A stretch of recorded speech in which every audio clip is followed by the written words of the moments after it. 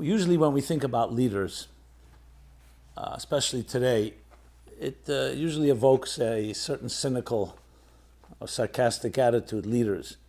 Who do you consider to be a true leader? I mean, our leaders today are either corrupt or lust after power, money. I mean, there aren't many people that we would consider a leader that's a role model, which would really be the definition of leaders. We have leaders in Hollywood, we have leaders in the sports world, in business, in politics. So really you can say we're living in a time of crisis of leadership. Who would you call a leader? And I'd love to hear from you. If you have someone that you would nominate, I'd love to hear who that is. Which of course leaves us with a tremendous vacuum, and especially for our children who are young and impressionable, and growing up get the impression that they don't have who to turn to, and the people that sometimes we expect to really be role models end up disappointing us or worse. And it becomes very much, leadership is about power, control, and so on. So I think it's a vital topic to speak about. And the interesting thing is, which is above all, is that we'll discover that the truth is each one of us has a leader within us. That even though, yes, it's good to have a leader outside, that's someone that we can look up to, but we all have that leader within us. And when we can identify that, in general, the standards of our lives and in general, everything we look at will be seen quite differently. So where do you turn to? The best-selling book in history is the Bible. It's such a big bestseller, it doesn't hit any best-selling lists because it just would simply always be number one. There are more Bibles that are sold a year than any other book, cumulatively all books. Bibles are time-tested, goes back thousands of years, and discusses topics that are both timeless and timely. And it also gives us a description of what a leader is. The first true leader, described as everybody would identify, would be Moses. So how does the Bible describe Moses? That'd be interesting. What's the definition of a leader? Now, most of us would think of a leader as someone who's ambitious, who's very talented, who's extremely well-connected, charismatic, is able to climb the ladder, so to speak. Today, leaders are the ones perhaps that raise the most money, able to generate rainmakers. But the Bible, describing Moses, actually calls him a shepherd. That's how Moses is described. That Moses was a shepherd. And that's why you have the expression, the loyal shepherd, a shepherd of a flock. Now, why was Moses a shepherd? Well, technically speaking, he was working for his future father-in-law, and he tended to flocks of sheep. But why would that be the description of Moses? So we're told, the story is told, that Moses was one day, he was tending to his flock, and he suddenly realized that one of the sheep disappeared. Now that alone, between thousands of sheep, to identify and recognize that one sheep had disappeared is already quite a feat of sensitivity. And he went looking, and he found the sheep had wandered off from the flock quite a distance, seeing the sheep is sipping water from a brook of water. He realized that the sheep was thirsty. So besides feeling sad for the sheep, he let the sheep finish drinking. He picked it up and put it on his shoulders and carried it back to the flock. So this which is a midrashic narrative, tells us that when God saw that, he said, if that's a man that can be so sensitive to one sheep, and nobody's looking, and it's just a sheep among thousands, he's the person I will entrust my people to. He will be their leader.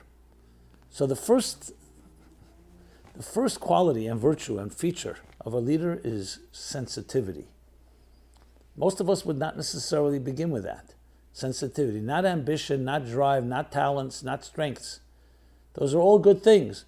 But the first thing is sensitivity. If you don't have the empathy, which means essentially it's not about you, not about the ego. It's not about your arrogant contribution to this world, but it's your sensitivity and the feeling for another.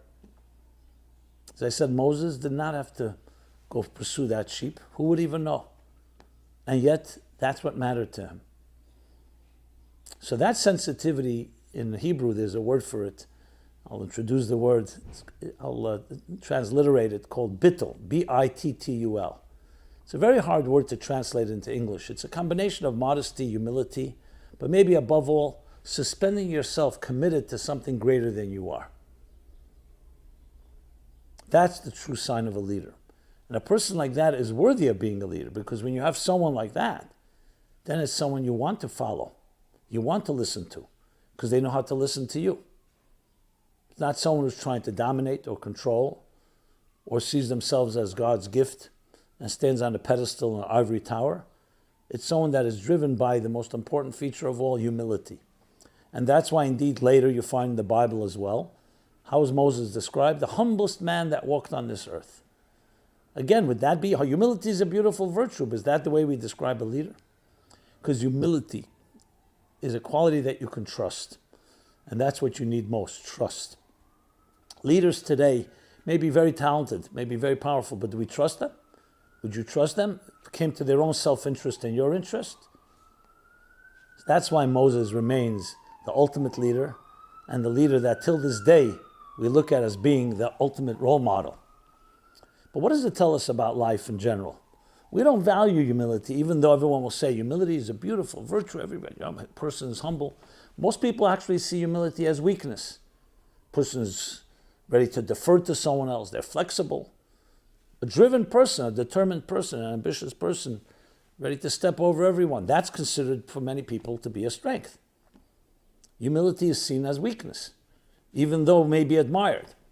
But the truth is, humility does not mean someone that has low self-esteem or someone that has no respect for themselves. Humility is someone that has full self-esteem, self-confidence, is very much aware of their strengths. Moses was aware who he was. He was aware he was chosen by God. He was aware of his power, his influence, his scholarship, his brilliance. However, he always said to himself, it's not my own. I'm not a self-made person. This was a gift given to me. And if someone else was given this gift, they may have been greater than I am. That is the true sign of a leader. So look at ourselves. We live in a world where dog eats dog, in the sense the survival of the fittest. And we're told if you want to succeed, you have to fight for it. No one else is going to fight for you. So it creates this type of attitude that only the aggressive win. And those that are not going to fight for what they stand for will be stepped over. Now, it's true in many cases, because indeed in this world, that's what we value. Money, power, control, things that are extremely external, but at the moment seems to be very powerful. But when you think about it quietly, you say to yourself, is that really where power lies? How long does it last, that type of control? The people who have the true deepest impact in history were the ones that had that humility, that realized there was something greater than themselves.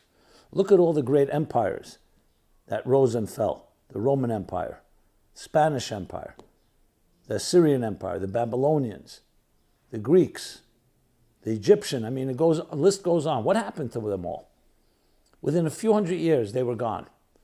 It was ultimately their own success and thinking that they were the source of their own success that brought them down. They rose by the sword and they died by the sword. They rose with their arrogance and they died by their arrogance. It is the humility that really goes, so to speak, under the radar that allows something to perpetuate. I mean, just look at parents and children. I remember once giving a talk to a bunch of academics, a group of academics, and I for some reason I didn't feel I was getting through to them. So I decided to share with them a question, ask a question and then ask them to propose an answer. And I said to them, so who do you think, what would you consider to be the greatest Western philosopher? So pretty much hands down, most people will say Aristotle. Some have other names, but the point is, choose someone, Aristotle. The greatest writer, English literature, Shakespeare. The greatest artist, Rembrandt, Van Gogh. The greatest musician, Bach, Beethoven, Mozart. Again, the point is not who it is. The point is that identify one of them. And now, let me ask you the next question, I said to them. Did they leave, they left legacies, they left books, they left art, they left music, ideas that shaped history and shaped life and shaped the world. But do they have children? Did any of them have children? And I remember them all looking at each other. Of course, they could always go to their phones and check on Wikipedia or Google, but they didn't want to do that. That wouldn't be the sign of an academic. And many just said, not sure. What about grandchildren? Well, that for sure no one knew. Did Aristotle have any children or grandchildren? So I said, if they were so dedicated to the ideas that were so truthful to them, and I'm not taking away any of their contributions, why did they not pass it on to their children and grandchildren that we have today, the great-great-grandchildren of Aristotle and Shakespeare and Julius Caesar and Van Gogh or Beethoven, that are continuing the legacy of their great ancestors? Now, by contrast, let's look at another biblical figure, Abraham, for instance. So Abraham was the pioneer. We spoke about it a few weeks ago. A pioneer of monotheism. He introduced the concept of virtue, of charity, of kindness, of love. And the greatest quality of all of his was, you know what? That he passed it on to his family. That's what God was most impressed with.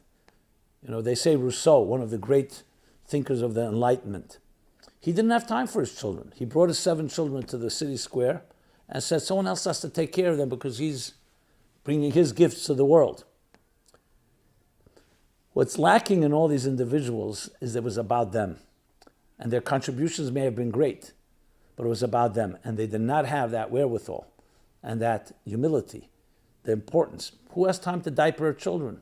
Who has time for a nagging spouse when I'm busy philosophizing and pontificating and contributing great things in this world? What Moses represented was that he left not just himself and his ideas, students, children, family, that today we can sit and talk about it literally like they call Moshe Rabbeinu, our teacher. He's still our teacher. This is a sign of someone that transcends even brilliance. It's not just scholarship, it's not just great ideas. It's that it's not about them. It's a deeper truth. You know, we call it being in the zone, channeling a higher truth. That's the ultimate power of a leader.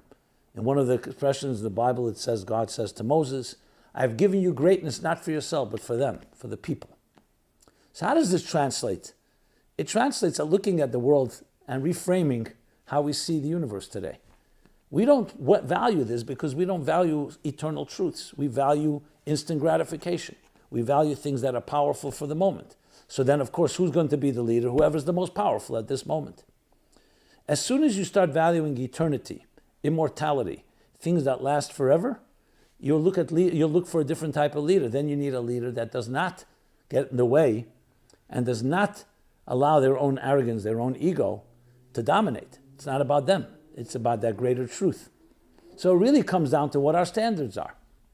Now we know we have this vicious cycle. The media likes to blame the people. They say we give them the lowest common denominator of entertainment because that's what the people want.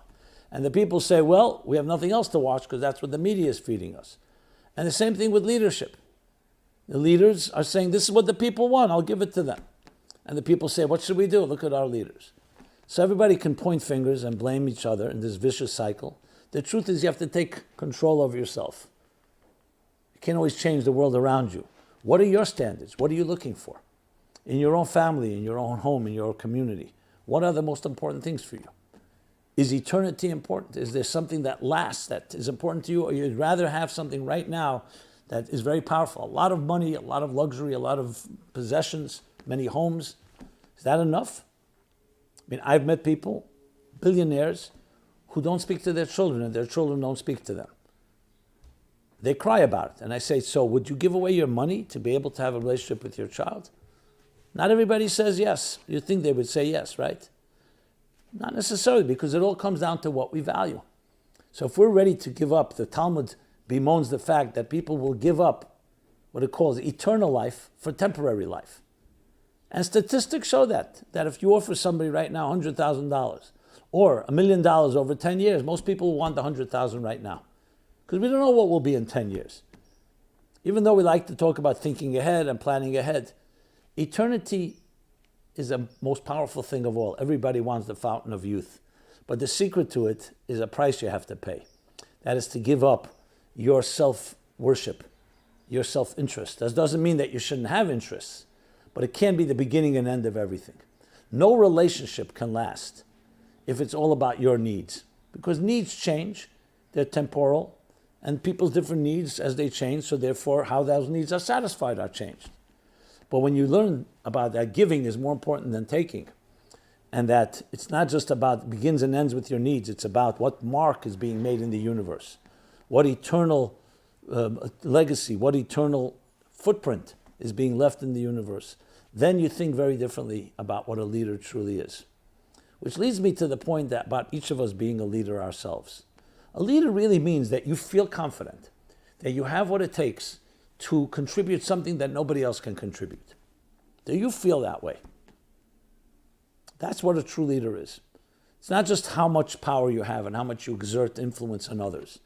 It's, do you feel that ability, that capacity? And that, I would submit, is the most important thing that each of us needs and we should be conveying to our children, which is that you have something to contribute, that you and only you can contribute. I'm not getting into whether you contributed to 1 million people, to 8 billion people, or to 5 people, or to 1 person. But you have something that is generated from within. Insecurity lies at the heart of so many of our psychological issues. And we try to cover up that insecurity with all different ways of numbing it, whether it's different addictions and different dependencies or different projections. Here I have money, here I have power, here I have influence, here I'm a person that people are afraid of. All that is covering up, essentially, a deep insecurity. Secure people don't need to influence others in that way. They are just who they are. They're comfortable in their own skin. And a true leader is someone that generates, is not busy hoarding and not busy taking and not feeling deprived because someone else may have taken something from you. Do you have that sense? Now, if you don't, it's not because you don't have the leader within you, it's just you're not aware of it. So I'm here to tell you that you have within yourself strengths that you may not be aware of. And when you access them, you have something to contribute that nobody else can contribute. That's what makes you a leader. Whether you'll end up being a leader of a country or a leader of a company, that's a separate discussion. That may require different skills. But the fact that you have something to give and others can learn from that, and you understand it's not yours, it's a gift given to you, and you're channeling it, that's the secret to true leadership. That's what Moses represented. That's why he was such a great man. Do you know that Moses had a speech defect? He couldn't speak clearly. As a matter of fact, the Bible tells us that when Moses was chosen by God to be the Savior, to come to redeem the Jews from Egypt, he said, I'm a man of no words. I have a speech defect. He said it in different ways of expressing himself. I cannot speak. Choose my brother Aaron. Choose someone that's a good speaker. And interestingly, Moses is the man that God wants.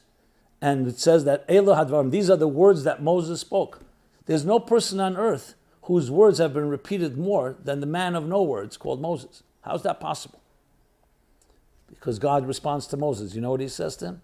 Who gave man a mouth to speak? Do you think I'm looking for an orator? You think I'm looking for a wordsmith? Someone who knows how to express themselves? I need someone who's going to convey a higher truth than themselves. I give a man a mouth to speak. You be my channel. I will speak through you. It's not about you. It's not about your wisdom. It's about a higher truth. And that's the man of all people on earth God chose, a person who could not speak on his own. That's who you're looking for. So it's not about any type of physical or external or superficial expression. It's about truths, and a truth that resonates is far deeper than the greatest orator on earth. Something that resonates. And that's what Moses left us. And that's why it continues to live on. Because eternity doesn't come from short-term conquests. It comes from the dedication to something greater than yourself. Each of us has that capacity. And it's interesting and paradoxical, but this is the truth. When you commit yourself to something greater than you are, you become an extension of that. So, ironically, what happens is a person who's committed to themselves, as great as you are, there's always going to be a limit. At some point it comes to an end. If you're committed to something eternal, you become an extension of eternity. So even our self-interest, it serves to really have this level of bittul, this level of humility, because it actually perpetuates you. You become, instead of a mortal, an immortal. Something that, instead of temporary and impermanent, something that's permanent and eternal. So we all have that capacity, and it's time to start looking inside ourselves. We can't always blame others. And start saying, what am I doing to express that unique soul that I have? To sing my unique song, express my unique voice. And what am I doing for those around me, my children, my family, friends. We all have those powerful leadership qualities. That's just about understanding what makes you unique and how you can illuminate and give to others. So I hope this resonates to some extent. And we look to Moses as that ultimate leader, but also a role model for each one of us in our own small way or large way. We can't even measure these things. And that we indeed leave a mark in this world, a mark that changes the world, that makes it different than was here before we arrived, because we have that ability, the ability to create something that will forever change existence. Thank you so much for listening. This has been Simon Jacobson, Meaningful Life Center, meaningfullife.com. Love to hear your feedback, your thoughts, your comments, and of course, please share. Please share with others. And may we create that ripple effect, that butterfly effect that does transform the universe. And as we discover the leader within, it'll be easier to expect from others to be leaders in their own right. And hopefully create a world where humility is more powerful than arrogance. A world where the power of love is more powerful than the love of power. Be well and be blessed. Thank you so much.